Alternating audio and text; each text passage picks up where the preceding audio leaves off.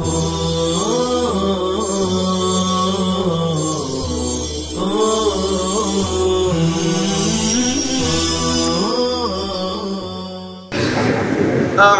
بالله من الشيطان الرجيم.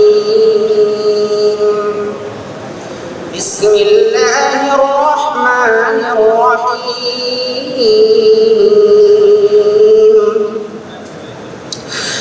تبارك الذي جعل في السماء بروجا وجعل فيها سرجا وقمرا منيرا، وهو الذي جعل الليل والنهار خلفة لمن أراد أن يذكر أو أراد شكورا.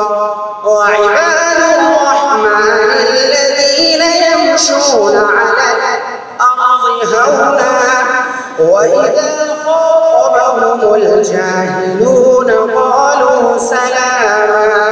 والذين يبيتون لربهم سجدا وقياما، والذين يقولون ربنا اصرف عنا عذاب جهنم إن عذابها كان غراما إنها ساءت مستقرا ومقاما. والذين إذا أنفقوا لم يسرفوا ولم يقتروا وكان بين ذلك قواما.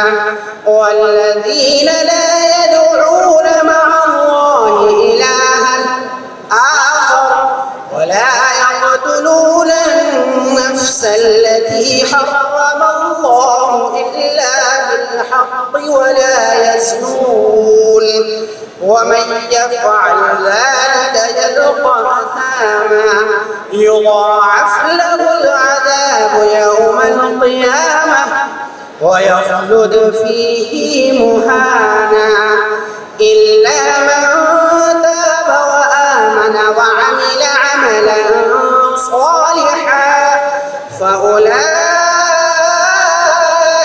يبدل الله سيئاتهم حسنات وكان الله غفورا رحيما. ومن تاب وعمل صالحا فإنه يتوب إلى الله متابا.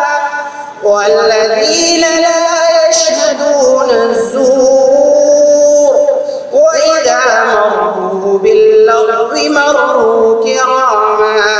والذين إذا ذكروا بآيات ربهم لم يصروا عليها صما وعميانا.